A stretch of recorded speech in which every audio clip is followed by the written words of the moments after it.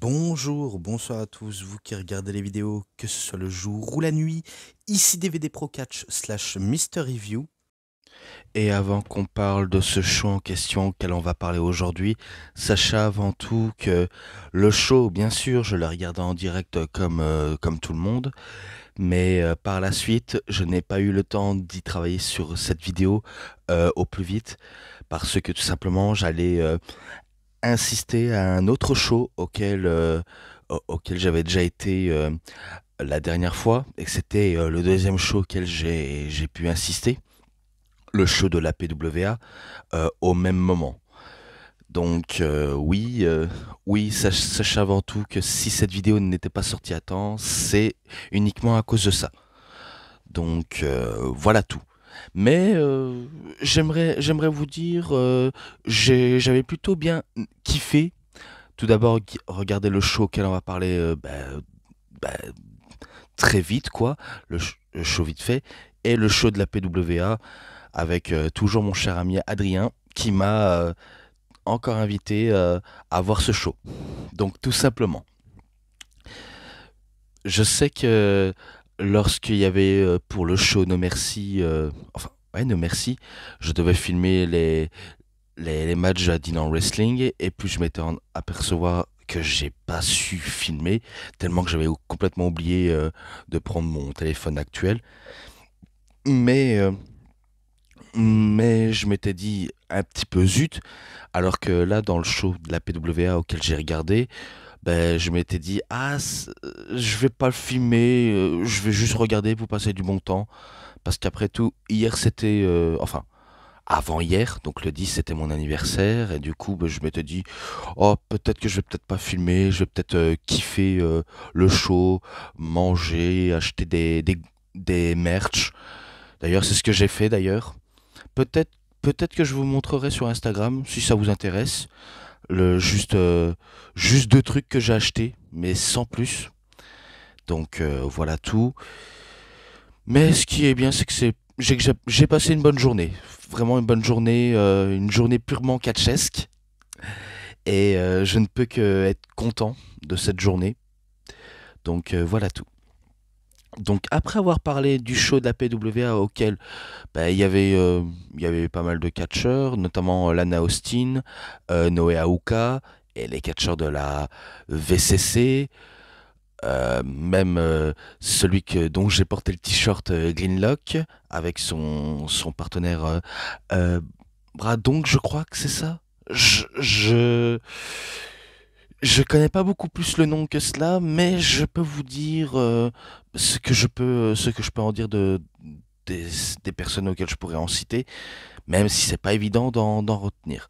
Onatan, Ricky Sosa, Sexy, Scotty, et j'en passe d'autres, hein. Vraiment j'en passe d'autres. Mais bon, voir du catch du côté de Flandre, c'était pas mal, vraiment pas mal. Mais bon, après avoir parlé de ça, maintenant parlons de ce show qu'elle en va parler. Bien sûr, c'est un show de la WWE. Et le show en question, ben, bien sûr, je ne vais pas vous faire tarder plus longtemps. C'est le show tout simplement Crown Jewel de 2025 qui s'était déroulé à Perth en Australie, qui s'était déroulé le 11 octobre. Un samedi tout simplement. Oui. Donc c'est ce show auquel on va parler. Et selon vous, est-ce que c'est le show le plus légendaire, le plus mémorable, le plus fantastique, le plus merveilleux, le plus j'en sais trop quoi? Bon, à mon humble avis, il me semble que la WWE veulent voir les choses en grand, et pourtant, malgré on va dire, les 5 matchs que j'ai sous la carte, on va pas dire que la plupart font partie bah, du show de légende. C'est un peu trop prétentieux de leur part de dire que ça peut être un show légendaire. En même temps, c'est les déclarations de Triple H, hein. Les déclarations de Triple H, euh, on aime bien Hunter au bout d'un moment, mais c'est vrai qu'on a envie de dire ferme-la un petit peu quand quand il s'agit de ouais, ça va être le plus grand show. J'ai envie de dire plutôt dis la vérité au lieu de raconter des bêtises. Est-ce que est-ce que c'est Tikeo qui te prennent par les roubignoles ou ou tout simplement c'est toi qui prends des libertés à dire tout et n'importe quoi avec ton ego. Bref, je dis ça, je dis rien, hein, bien sûr. Mais bon, par où je pourrais commencer? Je sais que je pourrais m'attaquer au premier match, mais après j'ai pas envie de trop perdre de temps, vu comment on sait que on parle bien de ce show qui s'est déroulé au pays de kangourous, donc bien sûr l'Australie. Eh bien, ouais, je pense que je vais plutôt parler du premier match. Et le premier match, c'est un combat de rue, un street fight australien, quoi, entre The Big Bronson Reed, toujours accompagné par Paul Heyman, contre Roman Reigns. Oui, je sais, ils remettent le couvercle. Après Clash in Paris en France, ils remettent le couvercle à Crown Jewel du côté d'Australie. Et en parlant de Crown Jewel, c'est vrai qu'ils ont l'habitude de citer uniquement en Arabie Saoudite, mais ils se sont peut-être dit la WWE, pourquoi pas l'utiliser dans un autre pays, ou même pourquoi pas un Crown Jewel aux États-Unis, un Crown Jewel à l'international, si c'est possible, et que et qu'ils se sont dit ben on va le faire dépasser ce show dans une autre frontière, et ils ont pensé à l'Australie. Bah, on va disons que ça change un peu, mais je vais pas trop m'éterniser dessus, vu comment on pourrait en citer dans ce match. Alors je sais que dans ce match-là, c'est pas incroyable. Je vais pas vous dire, il y a des trucs qui sont pas trop incroyables, si ce n'est que, oui, on a les deux big men qui peuvent se rentrer dessus durant tout le match. D'ailleurs, c'est ce qu'ils ont fait.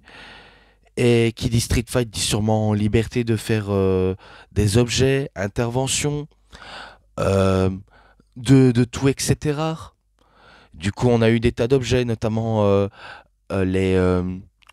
Je sais plus ce que c'est, mais je sais qu'il y a eu un genre de ballon de rugby façon australien, ou ouais, ballon de rugby, un genre de cricket, de tas de trucs qu'il y a à voir avec le sport, auxquels ben, j'ai pas les bons mots en tête.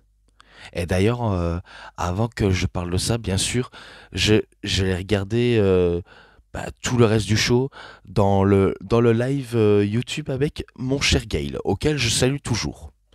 Donc, oui, dans ce live, on a vraiment bien passé un bon moment, et auquel c'est toujours un pur plaisir d'être sur le live de Gail et de bien apprécier. Donc, voilà tout. Gail, si tu passes par là, sache que je t'embrasse. Donc, dans le match, des tas de trucs, même des objets. Au moment où Roman Reigns veut sortir une table, qu'est-ce qu'il fait Bronson Reed? Eh ben, il attaque Roman Reigns et qui met la table en dessous du ring. Puis après, un peu plus tard, ça va ressortir les tables, les chaises, pas les échelles bien sûr, mais plutôt les kendo, les objets auxquels on a trop l'habitude de voir. Et bien sûr, on va passer au moment auquel il va avoir un élément perturbateur, on va dire ça comme ça, même si c'est dans un match où tout est permis et qu'il n'y a pas de règles, bien sûr.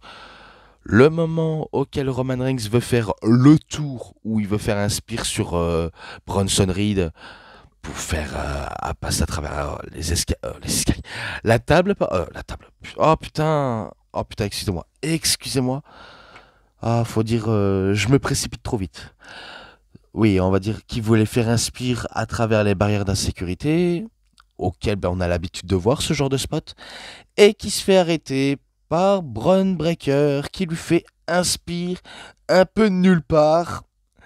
Et du coup, ça y est, on se dit, ah, il y a intervention. Est-ce qu'il va avoir intervention des Usos? Vu comment tout ça est fort possible.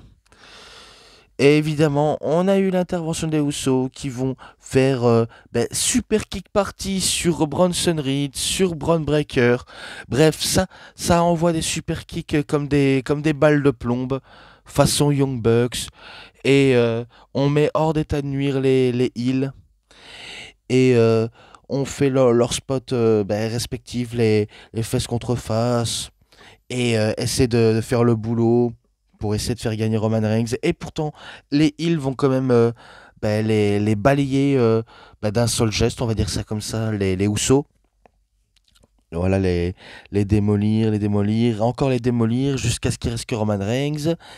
Et bien sûr, Roman Reigns, il va bien sûr prendre l'avantage, il va pas se laisser piétiner par ses assaillants. Et il y avait une table qui était déjà installée dans le coin, donc ça se jouait entre les deux qui allaient passer à travers la table.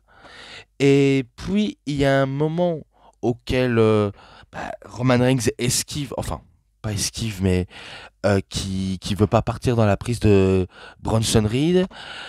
T'as ce Golemon de Jey Uso qui veut faire un spear sur Bronson Reed et pourtant il va viser sur Roman Reigns. Donc est-ce que on pourrait dire c'est un botch et qu'on pourrait dire putain Jey pourquoi tu botches?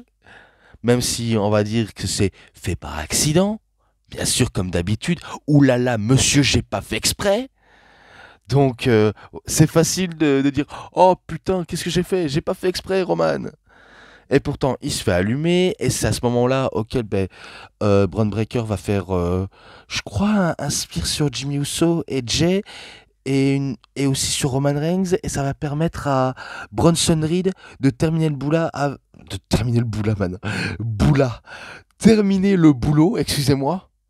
Donc ça va permettre aux voleurs tribal, aux, aux chefs tribus, un peu de Wish, ou alors, comme j'aimais appeler le chef des pieds, vu comment il aimait bien voler les chaussures, chef de pied, voleur tribal, bref, de, de tous les surnoms que je pourrais inventer pour Bronson Reed, tout ça lui est dédié. Et pourtant, il va terminer le boulot avec un tsunami splash pour la victoire. Donc voilà, là j'ai bien dit, terminer le boulot avec un tsunami splash. Et pourtant, voilà, vous avez compris, c'est victoire de Bronson Reed. Pourtant, c'est vrai que je m'attendais à, on va dire, à une victoire un peu prévisible de Roman Reigns. Après, faut dire, je vais pas vous mentir, tout le reste de la carte, ça peut être prévisible ou, imprévisible, mais après, je savais peut-être qu'il allait peut-être avoir victoire de Bronson Reed. Euh, je pourrais pas vous l'expliquer comment, mais j'étais peut-être persuadé, mais victoire de Bronson Reed, et auquel ça va permettre à The Vision peut-être de ressortir vainqueur de la soirée. Ah, tout est possible dans ce show. Donc, bien sûr, les Heels célèbrent leur victoire. Et à la fin, il y a Roman Reigns qui regarde très très méchamment les Usos. Et c'est sûr, tout ça va s'expliquer. Car on sent que Roman Reigns, il est pas très content de voir le résultat de ce match auquel, accident ou pas, il soupçonne Jey Uso de, de vouloir trop prendre le genre de petite confiance, le genre je vais être le chef de tribu. Parce que c'est vrai qu'en ce moment, Jey Uso, je sais pas pour vous, mais j'ai l'impression qu'ils sont capables de le faire tourner heel. À tout moment, ils sont capables de le faire tourner heel. Et il est fort possible qu'il pourra avoir trahison des Usos sur Roman Reigns. Par exemple, imaginons, ils peuvent rejoindre l'équipe de The Vision. Pourtant, une équipe auquel je peux pas non plus fort apprécier. Donc je suis comme ceux certains qui peuvent pas apprécier The Vision. Mais je me rappelle de la confrontation comme quoi il est pas très content d'eux. Et il soupçonne Jey Uso de, de acte de rébellion. Donc il est fort possible qu'il va se passer quelque chose dans les prochaines semaines ou les prochains jours qui suivent. Mais par contre, j'ai pas trop retenu de ce qu'ils se sont dit, enfin ce que Roman Reigns a dit aux Usos. Je crois qu'il avait dit à la fin, je veux pas vous voir pendant la période de Noël. Donc j'ai pas trop compris tout le reste. Donc excusez-moi si j'ai pas énormément tout compris. Et après, les deux partent de leur côté. Roman Reigns il part dans la rampe d'entrée. Après, c'est au tour des Usos à rentrer aussi. Donc voilà tout. Voilà tout ce que je pourrais citer dans ce match. Et maintenant, match numéro 2. Et c'est un match pour couronner la Crown Jewel Champion Women's, enfin Women's Champions de cette édition 2025. Et les participantes sont Stephanie Wacker, championne du monde féminin de la WWE du côté de Raw, contre Tiffany Stratton, championne féminin de la WWE du côté de SmackDown. Alors, je pense que ce match n'était pas aussi, comment dire, il n'était pas mauvais. Je ne vais pas vous mentir, il n'était pas mauvais, mais il n'était pas aussi spectaculaire qu'on pourrait le dire. Et je sais pas pour vous, mais je crois que Tiffany Stratton est en plein baisse de rythme dans ce genre de match et dans ce genre d'environnement dans un PLE. Faut dire, je crois que j'ai l'impression que Tiffany Stratton, depuis qu'elle est championne, qu'on aime ou qu'on n'aime pas, mais il y a quelques temps, on peut retenir à quel point on l'a pas trop vu catcher, que ce soit en PLE ou même dans les weekly. J'ai l'impression que c'est plus une championne un peu absente, plutôt, plutôt que présente. C'est un peu comme avec Seth Rollins et Cody Rhodes. On pourrait dire exactement la même chose de eux. Mais il me semble que le genre de Tiffy Time est en train de dérailler, hein. Enfin, il me semble que ça déraille. Peut-être qu'il faudra changer les piles de rechange pour que l'heure de Tiffy soit à la bonne heure. Parce que moi, je crois que j'ai bel et bien l'impression que c'est bien l'heure de Stephanie Wacker, hein. Parce que vous saviez, Stephanie Wacker, elle a remporté le titre à WrestlePalooza dans un match bien spectaculaire contre Io Sky. Et bien là, elle affronte la championne de SmackDown pour le titre qui n'a ni prestige ni valeur, que ce soit pour les femmes, même pour les hommes. On pourrait même parler pour les hommes. Que ce soit le but ouais, de gagner la ceinture qui vaut des milliards de diamants, de je sais pas combien de dollars. Bref, c'est assez biran-volant. Et que au lieu de gagner cette ceinture, que tu vas le fièrement bien le faire trôner dans ton salon, dans ta chambre, en guise de trophée de réussite, un peu comme avec Braun Strowman quand il a gagné le titre de Royal Rumble, le plus grand Royal Rumble de tous les temps, avec un trophée auquel c'est plus un genre de cadeau de Kinder Surprise, et que là, au lieu de gagner cette ceinture-là, à la place de ça, tu gagnes une chevalière, une bague, deux gens passent de n'importe quel nom auquel on pourrait dire à un anneau, auquel la plupart ne prennent même pas des mesures pour les doigts des autres. Super. Donc, que ce soit pour les hommes ou pour les femmes, on se dit à quoi ça va servir de gagner la ceinture là si c'est pour uniquement gagner une bague. Ça n'a pas de sens pour moi. Vraiment, ça n'a pas de sens. Après le match, j'ai pas dit qu'il était mauvais, mais il était plutôt bon. Si ce n'est que ça n'a pas duré très très longtemps, auquel on pourrait s'y attendre. Les deux sont hyper athlétiques, je vais pas vous le mentir. Stephanie Wacker est très talentueuse, Tiffany Stratton aussi. Après, c'est pas pour déplaire aux fans de Tiffany Stratton, mais je pense qu'elle est plutôt en baisse de rythme, à mon humble avis, et que je commence à petit à me détourner de elle. Pas parce que je déteste complètement cette catcheuse, mais parce que je ne suis plus dans la hype de Tiffy Time. Maintenant, je ne suis plus dans la hype de, de Tiffy, quoi. Je suis vraiment dans la hype Stephanie Wacker. Donc, voilà, je vais pas vous le mentir. Au moins, je pourrais vous citer mes favoris. Et du coup, ma favorite, c'était Stephanie Wacker. Point barre.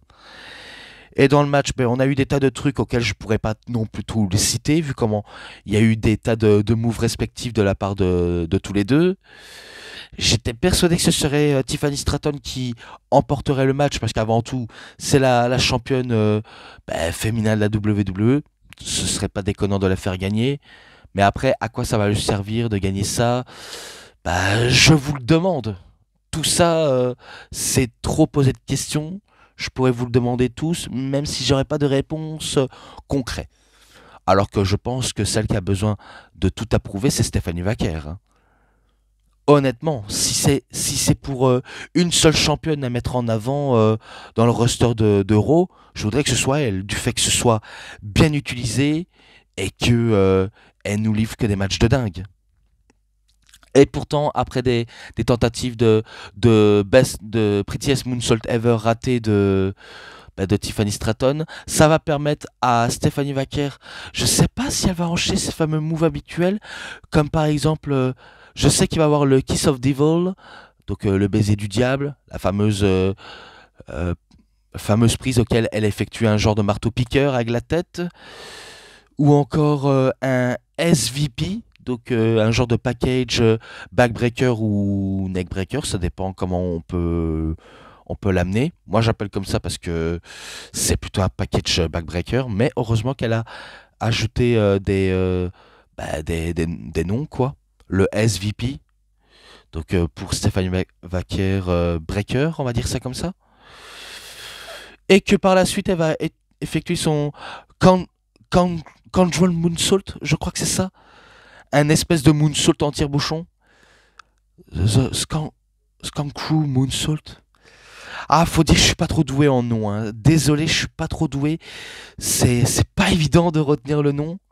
Mais je sais qu'elle va effectuer ce fameux Skankroo Moonsault pour la victoire. Donc c'est Stephanie Vaquer qui remporte le match, qui remporte le titre Crown Jewel féminin, et que c'est Triple H qui va lui offrir le titre, une célébration, un câlin. Et au moment où il allait sortir la bague, je m'étais dit, attends Triple H, parce que là c'est pour la vanne, hein. Je m'étais dit, attends Triple H, qu'est-ce que tu fais tu te fais ta bande en mariage à Stephanie Vaquer? Tu trompes Stephanie McMahon? Je sais pas, mais moi j'avais envie de faire une vanne là-dessus. Donc, oui, j'avais envie de faire la vanne là-dessus en disant, ah, mais attends, qu'est-ce que tu fais? Tu fais ta demande en mariage? Ah, ben non, c'est vrai, tu donnes la bague pour la vainqueuse. D'accord. Donc, bien sûr, après le match, elle va faire la promo, comme quoi elle est reconnaissante envers le public qui la chante Tu la mérites. Et bien sûr, elle va conclure sa promo.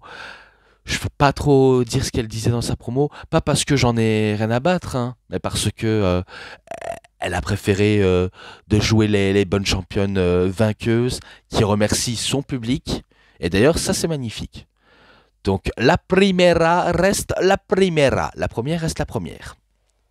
Et auquel, super pour Stéphanie Vaquer, malgré que le match n'était pas aussi, on va dire, explosif qu'on pourrait le dire, mais il était bon dans l'ensemble. Je pourrais dire le match entre le Street Fight, il était bon, mais sans plus.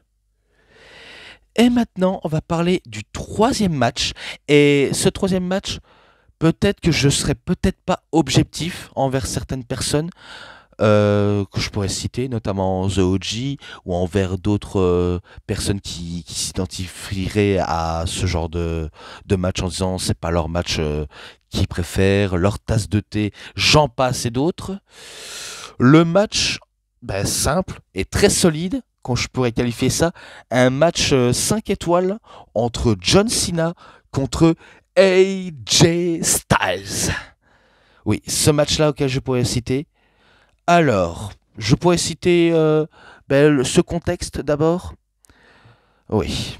Tout d'abord, il faut savoir que sur Twitter, John Cena a un peu titillé Triple H pour avoir son match contre AJ Styles à Crown Jewel. Et vu comment il est dans sa tournée d'adieu et qu'on peut normalement pas le refuser, Hunter ne peut que se soumettre aux envies de John Cena. Et du coup, voilà comment le match a eu lieu. Je sais que The OG s'en était plaint à propos de cela, mais selon moi, il y a une raison à cela. Je vais t'expliquer pourquoi, mon cher OG. Je n'ai rien contre toi, mais je préfère te dire ce que j'en pense de ce match. Bien sûr, je respecte ton point de vue de ce que tu as dit, mais moi, je préfère dire la mienne. Selon moi, à mon avis, si John Cena a choisi AJ Styles plutôt que les autres pour sa tournée d'adieu, ce n'est pas pour rien. À mon avis, il s'est dit, la WWE est en train de mal utiliser AJ Styles. Entre guillemets, hein, je dis ça entre guillemets, c'est peut-être pas prouvé, mais c'est moi qui vois la chose. À mon avis, s'il a choisi, il s'était dit, il est dans une rivalité complètement pétée. Il est en feud avec les Los Americanos. Donc, du coup, il s'est dit, je vais le prendre lui pour faire un super match, pour peut-être obliger les officiels et WWE TKO, tout l'asmana du gratin du groupe TKO qui s'en battent les couilles des fans et qui veulent penser à l'intérêt de l'argent au lieu des fans pour peut-être les faire forcer à essayer de bien mettre en avant AJ Styles comme il se doit, même si je sais que ils veulent utiliser AJ Styles pour mettre en avant les jeunes, pour mettre en avant d'autres catcheurs, mais moi je pense que c'est plutôt comme cela que John Cena voulait faire avec AJ, c'est-à-dire leur dernier match sous une bonne note, malgré la défaite qu'il a eue contre Brock Lesnar à WrestlePalooza. On s'en rappelle que Brock Lesnar a squashé John Cena comme pas possible. Un peu comme le remake de SummerSlam 2014, mais de façon la plus moins convaincante possible. Parce que au SummerSlam 2014, certes, il a dominé de A à Z, mais dans un truc bien, on va dire, entre guillemets, bien raconté, même si c'est pas si raconté qu'on peut le dire de magnifiquement correct, mais que malgré la défaite, faut jamais dire que John Cena est finito à ce point. Certes, il a peut-être plus la capacité d'en faire plus de dingueries possible, mais il est toujours capable de se battre et de respecter sa parole en finissant sa tournée d'adieu. Qui, au passage, je reconnais que sa tournée d'adieu est un peu une catastrophe. Et si sa tournée d'adieu a été ruinée, c'est par rapport à toutes les décisions de booking, même si je sais que John Cena accepte tout et n'importe quoi. Quoi qu'il en coûte, il accepte tout ce qu'on lui demande. Donc malgré tout, ça reste un bon soldat. Pareil pour AJ Styles, c'est un bon soldat. Et que je sais que dans ce genre de contexte, oui, ça peut faire critiquer, grincer des dents certains, mais quelque part faire redéterrer une rivalité qui a été excellente entre les deux hommes, moi, je peux qu'être content. Voilà. C'est pas objectif ce que je dis, mais j'étais content quand ce match a été annoncé. En sachant que les deux peuvent nous livrer une bonne bataille sur le ring.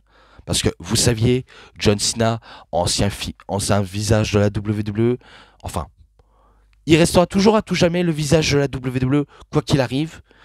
Il a toujours été une figure de proue pour cette compagnie. Et de l'autre côté, AJ Styles, l'un des meilleurs catcheurs de tous les temps de la planète. Un qui a percé partout. ROH, NJPW, dans toutes les promotions auxquelles il est passé, même la TNA, auquel il a été une figure de proue. Pour moi, une confrontation solide pour une dernière fois contre AJ Styles, c'est que du bon. Tout simplement. Et d'ailleurs, ce match-là, qu'on aime, enfin, je sais que The OG va peut-être dire que c'était pas un match qui l'a peut-être convaincu, ou peut-être qu'il a plutôt bien aimé, je l'espère pour toi, parce que je sais qu'on n'a pas tous les mêmes points de vue, hein. Les fans, toi, moi, ou n'importe quel individu, mais moi je sais que j'ai plutôt bien adoré, et j'avais plutôt bien explosé de rire quand j'ai vu ce match-là, car ce match était tout simplement énorme et je vais vous expliquer d'abord pourquoi. Tout d'abord, on a la présentation. On a la présentation de John Cena, comme d'habitude, depuis qu'il avait été champion, le tout jamais 17 fois champion du monde de la WWE, l'éternel Real Champion. Donc voilà pour John Cena. Et pour AJ Styles, on a aussi fait ce genre de même discours.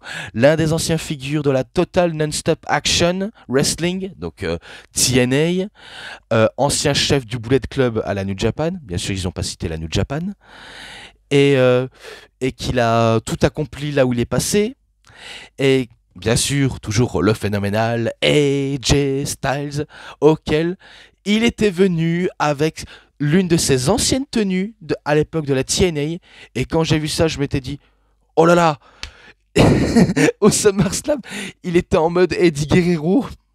Et là, il était en mode l'époque TNA, auquel c'était l'une de ses meilleures périodes à la TNA. Il manquait plus qu'ils allaient mettre son ancienne musique, Get Ready to Fly, donc le genre de titre auquel il y a I Am, auquel j'aime beaucoup écouter cette musique de AJ Styles, comme bien sûr, même si j'apprécie moyennement la musique de John Cena, j'apprécie quand même.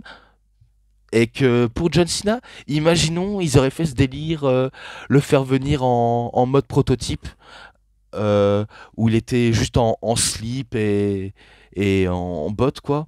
Enfin, je pense pas qu'ils allaient le faire. Même en mode Doctor of Thugonomics, pourquoi pas? Bref, il y avait tas de possibilités. Comme ça, on pourrait dire le Edge Styles qui a percé à la TNA et le John Cena qui était en train de monter à la WWE. Bref, des tas de possibilités, mais ça aurait été des références auxquelles j'avais plutôt bien kiffé. Tout le reste du match, bien sûr, ça va commencer crescendo avec tous les deux qui font leurs prises respectives. D'ailleurs, je vais un petit peu couper pour mieux m'hydrater parce que la suite, vous n'êtes pas prêts. Donc voilà, je poursuis. Comme je l'ai dit, ils avaient poursuivi leurs prises respectives à tous les deux, des enchaînements comme à l'accoutumée. Puis, on va rentrer dans un élément auquel on va voir des prises aléatoires. Oui, ce sont des prises aléatoires, mais quand je vois des clins d'œil à tel catcheur, forcément, moi, ça me fait kiffer. Ce qui n'est pas le cas de certains, mais moi, à titre personnel, comme je l'ai dit, je vais pas être objectif durant tout ce match. Moi, j'ai plutôt bien adoré. J'ai plutôt bien adoré de voir les références des prises. On a eu un Skull Crushing Finale à la manière du Miz. Et ça, c'est John Cena qui a fait sur AJ Styles. Puis, je vais peut-être un petit peu cafouiller, mais on a eu aussi, aussi une ref comme un Clipper Crossface. Tout le monde peut faire un Clipper Crossface et je crois que c'est AJ Styles. Je crois qu'il a fait une référence. Bon, je vais citer les différentes personnes qui font les Clipper Crossface. Soit Daniel Bryan, Chris Benoit. Et que par la suite, John Cena va retourner la situation. Il va commencer à faire un genre de camel clutch. Donc un accolade à la manière de Rousseff. Donc il fait un accolade, puis AJ Styles il retourne la situation, il fait un slipper, et le slipper, on sait que c'est un coquina clutch à la manière de Samoa Joe, donc il a sorti ça. Euh, je vais peut-être cafouiller une nouvelle fois. J'ai cru qu'on allait avoir un Olympic Angle Slam à la manière de Kurt Angle, de la part de John Cena ou de AJ Styles, n'importe lequel, mais je sais qu'il avait déjà euh, fait ce genre de prise lors d'un SmackDown contre Sami Zayn, ou même un spear à la manière de Edge. De toute façon, les spears, tout le monde peut en faire, hein. Les Braun Breakers, Bobby Lashley, Moose, Roman Reigns, Batista, n'importe qui d'autre, hein. Donc tout le monde peut le faire. Donc on a eu ça. Ah oui, oui, un Walls of Jericho à la manière de Chris Jericho. Donc oui, John Cena nous a sorti un Walls of Jericho. Puis, imaginons, ils auraient pu faire un kill switch à la manière de Christian. Mais ils l'ont peut-être pas fait. Ils l'ont peut-être pas fait. Euh, Imaginons, ils auraient fait un Twist of Fate à la manière de Jeff Hardy ou de Matt Hardy. Ou même un Swanton Bomb. Imaginons la dinguerie. La dinguerie totale. Même un Batista Bomb à la manière de Batista. Un Rock Bottom à la manière de The Rock. Un Stone Cold Stunner à la manière de Stone Cold. Euh, une descente de la cuisse à la Hulk Hogan. Un running splash à la manière d'Ultimate Warrior. Un descente du coude à la manière de Randy Savage. Un figure four leg lock à la manière de Ric Flair. J'en passe des trucs. J'en passe des trucs, même un sharpshooter, à la manière de Bret Hart. Bref, je m'en fous, ils auraient fait tous les prises, ça m'aurait fait, ça m'aurait fait rigoler et kiffer. Parce que dans le live de Gale, bien sûr, on a bien rigolé, et j'avais plutôt rigolé à mort à travers l'écran, en disant What? Mais qu'est-ce qu'ils nous font? C'est quoi ce match de what the fuck? Donc, donc oui, oui, comme je l'ai dit, il y a eu de tout, putain. Et je crois qu'il y avait aussi un tentative de 619 de 619 de la part de John Cena, mais heureusement que Jay Styles l'a intercepté pendant sa course. Parce qu'imaginons, il l'aurait fait, peut-être qu'il serait raté sous ce coup-là. Donc heureusement qu'il heureusement que AJ l'a arrêté à tout moment.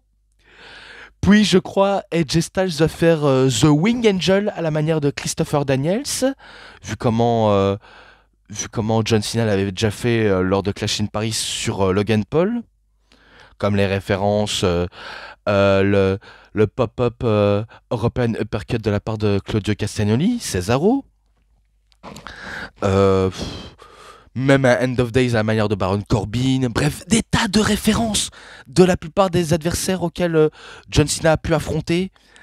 Euh, Il y a eu quoi? Je crois qu'il y a même eu un genre de Dead Eye à la manière de Adam Page. Et cette fois-ci, ce n'est pas un Birdshot Lariat.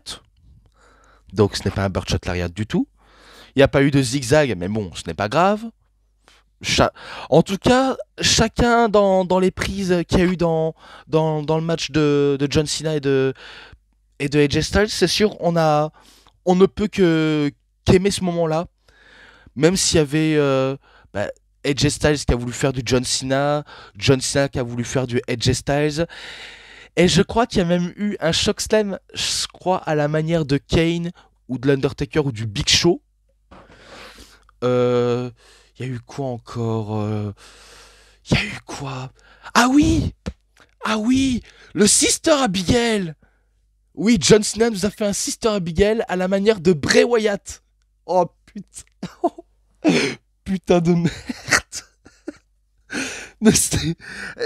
Et qu'on n'en pouvait plus à la fin qu'on a vu les enchaînements. Alors oui, je sais, certains pourraient pas aimer les prises aléatoires. Je sais que c'est pas innovant, mais c'est kiffant quoi. Moi ça m'a kiffé. Parce qu'après tout, le catch est fait pour être kiffé. Oui, oui, ça peut être un comportement de Golemont. Mais quand tu vois que le match est dingue, tu peux pas dire que c'est de la merde. Parce que ceux qui diront que c'est de la merde, je serais pas d'accord. Je serais pas d'accord du tout. Donc moi, du fait que j'ai bien adoré et que vous avez bien adoré, c'est ça le plus important pour moi. Donc je crois qu'après, à un moment donné, on va voir les prises respectives, les attitude adjustments de la part de John Cena, les Styles Clash Phenomenal Forearm de la part de AJ Styles. Et pourtant, ce sera uniquement que contre 2-2. Et au moment, dans le climax, AJ Styles va essayer de faire un crossbody. Et quand John Cena va attraper AJ Styles en vol, il va effectuer un Tombstone Pile Driver auquel il va l'effectuer sur AJ Styles, puis il en termine avec un Attitude Adjustment et qu'il en termine pour le compte de 3 pour la victoire. Et d'ailleurs, désolé si j'ai un peu oublié de citer les autres moves auxquels ils ont pu sortir, mais il y a tellement de moves qui m'ont fait exploser de rire, comme par exemple le RKO. Il nous a sorti un RKO, le DDT de la deuxième corde, un tentative de punk kick, bref, des tas de prises auxquelles j'ai pas su en venir. Par exemple, les tentatives de pedigree, euh, des tas de prises auxquelles je pourrais vous citer, mais vous pouvez me citer en commentaire des prises que j'ai pu oublier et auxquelles il y en a tellement beaucoup et que j'étais tellement en délire durant ce match-là. Mais faut dire c'est victoire de John Cena, c'est la victoire on va dire le plus importante. De toute façon, peu importe qui gagnait, qui gagne, qui perd, on s'en foutait du fait que les deux nous sortaient un très bon match. Et d'ailleurs, on peut que tirer notre chapeau envers John Cena et AJ Styles de nous avoir livré un match 5 étoiles. Et c'est sûr, un standing ovation bien mérité. Parce qu'avant tout, John Cena et AJ Styles, c'était eux les MVP du show. Je vous le dis en toute honnêteté, pour moi, ce n'est pas Bronson Reed ni Roman Reigns, ce n'est pas Stephanie Vaquer et Tiffany Stratton, ce sera sans doute pas Io Sky et Rhea Ripley, les Kabuki Warriors ou Cody Rhodes et Seth Rollins. Pour moi, les MVP de match, c'est John Cena et AJ Styles. À point barre. Donc oui, moi, si je pouvais faire des notations, c'est sur ce match-là, j'aurais mis un 5,50. Rien à foutre. C'est pas objectif, mais je suis pas Dave Metzler. De toute façon, je pourrais mettre ce match-là de folie. Ou même un 5 étoiles, un 5, 10, un 5, 20, 5 et demi, enfin 30, vous avez compris. Bref, je m'en fous de tout ce qu'on peut dire. Pour moi, j'aurais mis cette notation-là. Mais vu comment je ne fais pas pour les shows auxquels je visionne, il n'y a que dans les DVD que je peux le faire. Donc voilà. Que demander de plus si ce n'est que merci AJ Styles, merci John Cena pour nous avoir livré un très beau combat. Et il reste plus que 4 dates pour John Cena pour apparaître. Malgré qu'il y ait un genre de perte de temps, ben, j'espère qu'il va nous faire que des matchs de dingue. Et on ignore encore les adversaires de John Cena qui pourraient arriver. Bref, voilà. Et d'ailleurs, plus que 2 matchs après, c'est terminé. Et le 4e match, c'est un match par équipe. Et le match par équipe, je crois qu'ils ont voulu essayer de voler la vedette à John Cena et AJ Styles, mais sans succès, malheureusement. Mais le match était bon, mais l'histoire était chiant. Je vais vous le dire. Le match par équipe entre Rhea Ripley contre Io Sky. Enfin, avec Io Sky, putain. Putain. Donc, Rhea Ripley et Io Sky contre les Kabuki Warriors, Asuka et Kairi Sane. Cette histoire, auquel je n'étais pas non plus fan. D'ailleurs, je suis d'accord avec The OG quand il dit que cette histoire est chiant. D'ailleurs, je suis d'accord avec lui. Par exemple, ah, t'es mon ami, je te respecte, ah, t'es pas mon ami. C'est quasiment les feux de l'amour. Ou un roman d'amitié qui se termine en drame entre les 4 antagonistes. Parce qu'on sait, durant tout ce temps, ben, il y a un certain jalousie entre Asuka et Kairi Sane envers Io Sky et Rhea Ripley. Selon elle, elle pense qu'elle s'éloigne petit à petit de eux, parce qu'entre guillemets, une famille. Mais sauf que le problème avec le terme famille, pour moi, j'appelle pas ça une famille. D'ailleurs, c'est un peu trop facile de dire famille, alors que selon moi, vous n'êtes pas une famille, quoi. Vous êtes juste de bons collègues, de bons associés. Par contre, si vous aurez une amitié solide pendant 20 ans, 30 ans, là, pourquoi pas. Mais là, ce n'est pas le cas, quoi. Vous êtes trop direct avec les mots famille. Et après, ça commence à pleurer. Et j'en passe, c'est très énervant. Le surjeu de Kairi Sane auquel ça m'horripile de voir ça, malheureusement. Je n'ai pas une haine immense envers Kairi Sane, mais je n'aime pas son mauvais jeu d'actrice. Et pareil pour Io Sky, j'aime pas comment elle commence à pleurnicher, alors que ces temps-ci, elle commençait à crier pour un rien. Et même pour un rien, et ça me cassait les couilles, malgré que je peux pas nier la talent qu'elle a. Et Rhea Ripley, je trouve qu'elle est sur une dynamique auquel c'est pas non plus mieux. Je trouve qu'elle est dans une dynamique auquel on s'en fiche un petit peu d'elle. Pourtant, on adore, hein, mais, euh, mais on s'en fiche un petit peu. Et d'ailleurs, au passage, certes, on est chez elle en Australie, et ce n'est pas tout. Elle a même fêté son anniversaire, donc dans ce même show. Donc oui, un 11 octobre. Elle fêtait son anniversaire en catchant à domicile devant sa famille. Donc c'est sûr, on peut que la féliciter pour son anniversaire, pour nous avoir livré un match qui peut être bon mais sans plus. Même si la storyline est catastrophique et chiante. Voilà tout. Dans ce match-là, bien sûr, c'est des tours de passe-passe, des tours de tag, et j'en passe. On veut à tout prix empêcher que Io fasse le relais à Rhea Ripley, vu comment on sait la haine immense qu'il y a entre les quatre femmes. Asuka qui voit ça d'un très mauvais œil, Rhea Ripley, et que elle est un peu soit jalouse ou énervée que Kairi choisit Rhea Ripley que eux, donc ça la rend absolument malade de voir ça, de qu'elle veut se venger et qu'à tout prix, ben, elles veulent en découdre. Ouais, comme je dis, durant les semaines, les jours qui suivent, j'aime pas trop le mauvais acting qu'il y a eu entre les quatre femmes, hein. Je déteste quand ça surjoue sans faire un bon jeu d'acteur. Durant tout ce mois-là, j'ai pas trop adoré. Enfin, ce mois, ces semaines-là, j'ai pas trop adoré. C'est pour ça que c'est l'une des rivalités qui m'a pas du tout hypé, du tout. Mais du tout. Mais le match était bien. Voilà, je vais pas vous le mentir, il était bien, mais sans plus. C'est pas pour dire du mal des quatre femmes, mais voilà, c'est tout ce que je peux en dire. Certes, on a eu des enchaînements, prise pour prise, coup pour coup. Et pourtant, quand Io Sky va faire le relais sur Rhea Ripley, eh ben Rhea Ripley, elle fait le ménage sur le ring pour faire kiffer les fans australiens. C'est sûr, ça envoie du lourd. Puis, ça va encore passer dans un genre de climat où la heel va dominer. Enfin, si on peut appeler ça dominer, quoi. Et puis, il va y avoir un tournant quand Asuka va être hors d'état de nuire. Et pourtant, c'est Kairi qui va se manger des tas de coups au visage. Enfin, pas pour de vrai, mais plutôt des coups assez, certes, assez stiff pour mettre KO.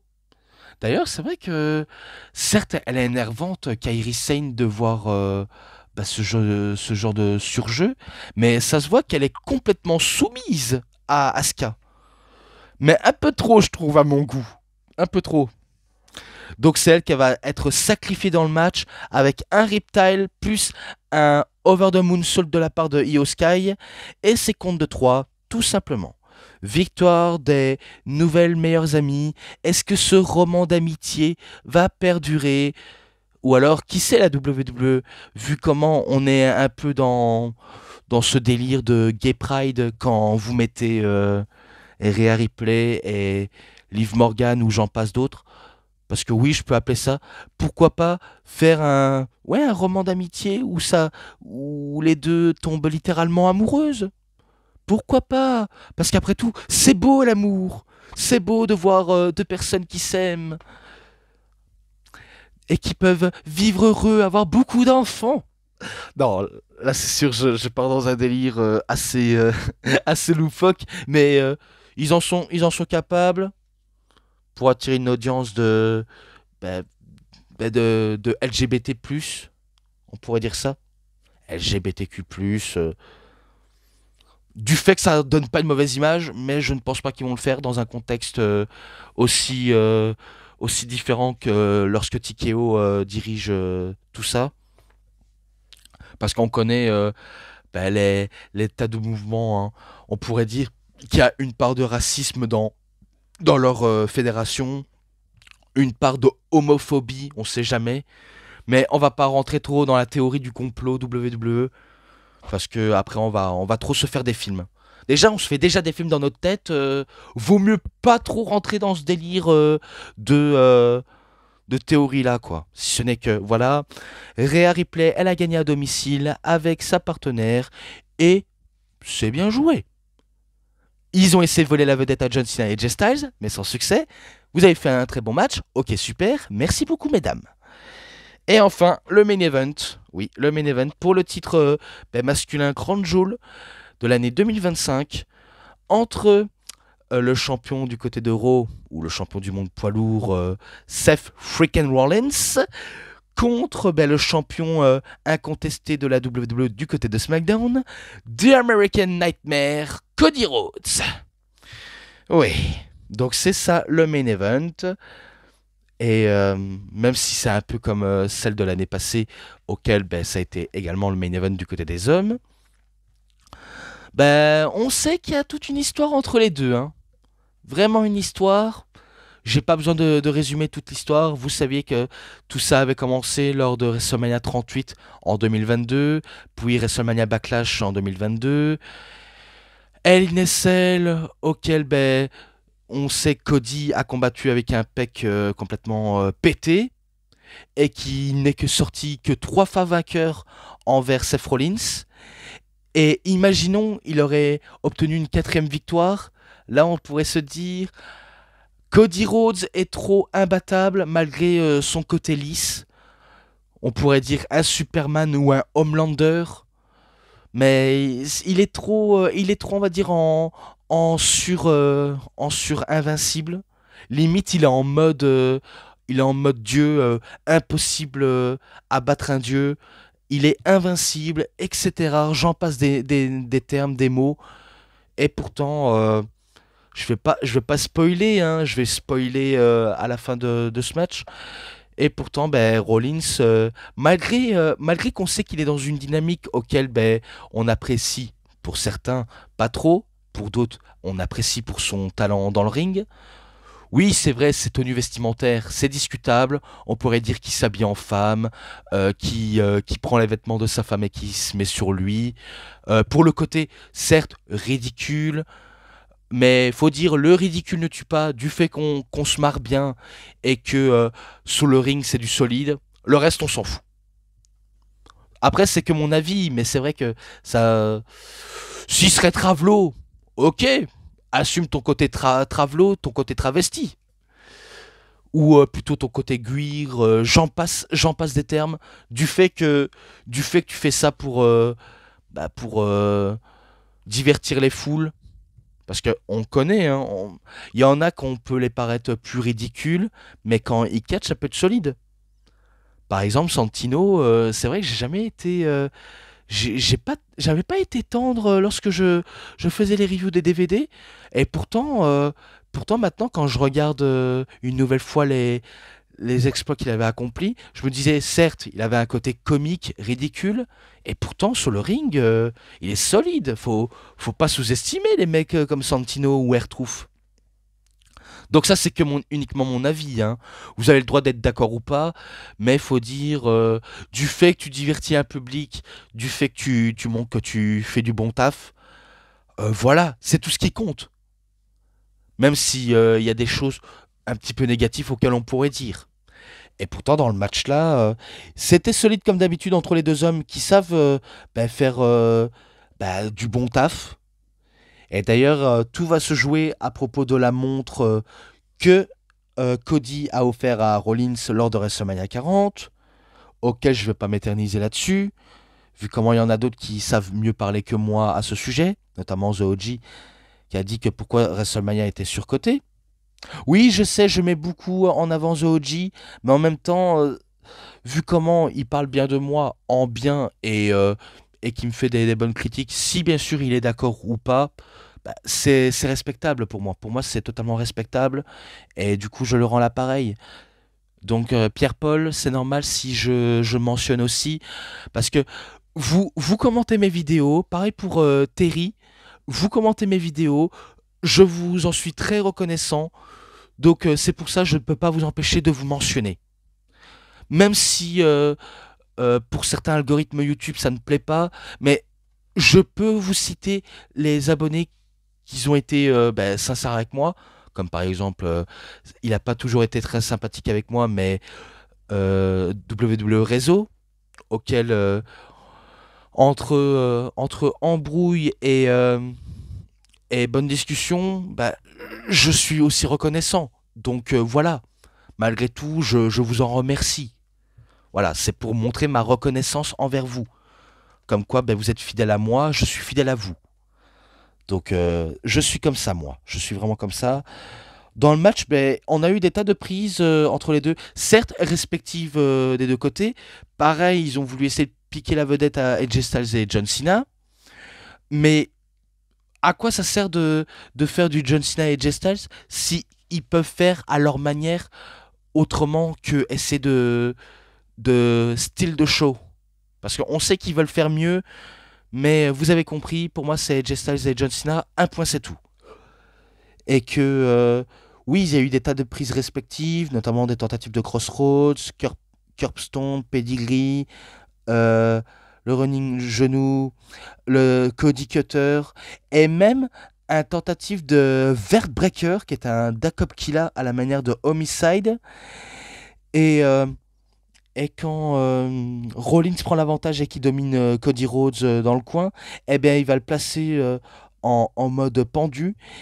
J'ai cru qu'il allait faire un coast-to-coast, référence à Shane McMahon ou Rob Van Dam. Et pourtant, à la place de ça, il fait un diving headbutt sur Cody Rhodes. Limite, il y a du Dynamite Kid. Il y a aussi, bien sûr, du Daniel Bryan ou Bryan Danielson. Et même du Chris Benoit dans le texte, hein. Pourtant, vous saviez que le diving headbutt, certes, c'est juste un coup de boule en plein air, mais qui laisse quand même des dégâts à la boîte crânienne. D'ailleurs, vous connaissez la tragédie, hein, bien sûr. Oui, d'ailleurs, je suis au courant sur l'IA qu'il y a eu sur Chris Benoit, un IA qu'on voit à la AEW ou qu'on le voit à la WWE, comme si, oh mon Dieu, qu'est-ce qu'il est vivant! Ouais, donc ne laissez pas avoir par l'IA. De toute façon, il y a un côté très inhumain. D'ailleurs, je déteste de voir ce genre de truc. C'est comme si tu profanais les morts euh, pour, euh, pour laisser l'IA prendre vie à du défunt, quoi. C'est inhumain tout ça. Vraiment inhumain. D'ailleurs, je sais qu'il y en a beaucoup qui rouspètent à propos de ça. Et parfois, les IA sont tellement mal faits que j'aime pas du tout. Mais bon, je digresse, ce n'est pas de l'IA auquel on parle, mais plutôt du match. Parce que c'est vrai qu'il y a des tas de trucs négatifs, on pourrait dire, sur l'IA. Mais ce n'est pas le sujet. Donc on a eu tout ça. Puis dans la tournant du match, quand les deux sont à bout et qu'ils ont dégainé leur prise fétiche, les Cody Cutter, les Crossroads et même les Pedigree et les Curbstomb, on sent qu'il y a un Rollins désespéré qui veut utiliser la facilité pour tricher, notamment en utilisant le titre, mais au lieu d'utiliser le titre, il va utiliser la montre qu'il va l'utiliser pendant le match. Bon, c'est vrai que c'est un peu prévisible de voir ce genre de truc. Pourtant, peut-être qu'on s'attendait à une intervention de The Vision, qu'ils allaient peut-être perturber le match, notamment en donnant la victoire à Rollins. Et pourtant, Kenny, je crois qu'il va y avoir un genre de ref bump. Donc l'arbitre va être KO. Et c'est à ce moment-là auquel, certes, Rollins, il avait déjà la montre, mais il va avoir un ref bump. Et qu'au moment où Cody Rhodes veut faire un crossroads, eh bien, il va utiliser la montre comme coup de poing américain dans la tronche de Cody Rhodes. Et que par la suite, il va enchaîner avec je crois un pedigree ou un curbstomb, puis un super curbstomb de la troisième corde pour la victoire. Donc oui, donc sans intervention, mais une victoire certes un peu trichée de la part de Rollins, qui remporte le match et qui remporte le titre Crown Jewel. Donc on va dire pour la première fois, Rollins bat Cody Rhodes depuis le retour de ce dernier. Et du coup, voilà, il remporte contre Cody Rhodes. Et je crois que Cody Rhodes doit un peu se redynamiser, être de moins en moins lisse, plus en plus sérieux. Bon, en même temps, c'est aussi la faute des bookers. C'est les bookers qui bookent comme un fragile Cody Rhodes. D'ailleurs, je le dis ça pour être honnête. Donc pour moi, il serait temps de le booker sérieusement au lieu du genre idéal trop lisse, trop fade et j'en passe des trucs. Mais voilà tout. C'est victoire de Rollins. Il remporte le titre Crown Jewel donné par Triple H, encore lui. Et j'ai cru qu'il allait aussi demander sa demande en mariage à Rollins. Oui, un mariage homosexuel, c'est beau l'amour, mais non. Bien sûr, vous savez, je blague. Donc il lui donne la bague comme quoi il a gagné. J'espère qu'ils ont bien pris des bonnes mesures, hein, parce que c'est vrai qu'avec Cody Rhodes l'année passée, on se dit ah il a du mal à passer, hein. Et je suis sûr que ça doit avoir mal au doigt un coup que ça bloque dans les phalanges. Mais j'espère qu'ils ont bien pris des bonnes mesures. Bien sûr, comme à l'accoutumée, Rollins y fait sa promo, voilà pour surenchérir le public, et qu'après on va voir la célébration de deux champions qui célèbrent leur victoire. Donc oui, ça va se laisser peser pour ce Crown Jewel-là, auquel je pourrais dire, le show, allez, il était certes prévisible, la plupart des matchs étaient prévisibles, je peux l'admettre, mais un match était surkiffant, enfin quelques matchs étaient bien, je vais pas vous le mentir. Est-ce que le show sera légendaire? Alors pour être honnête, bien sûr que non, il sera pas légendaire pour de bonnes ou mauvaises raisons. Disons que c'était un show bon, mais sans plus, et que voilà tout, on pourrait dire, c'est un show qui était bon, mais voilà quoi. Que demander de plus, si ce n'est que je passe directement à la conclusion. Merci à tous. Voilà, c'est tout pour cette vidéo de review. C'était DVD Pro Catch / Mister Review. J'espère que vous avez très bien aimé cette vidéo. Et si cette vidéo vous a vraiment bien plu, vous savez ce qu'il vous reste à faire. Likez la vidéo, commentez, partagez, abonnez-vous à ma chaîne et cliquez sur la petite cloche pour avoir plus des notifications et des prochaines vidéos. Et moi, comme d'habitude, je vous dis bonne journée, bonne soirée à tous. Au revoir tout le monde pour une prochaine vidéo.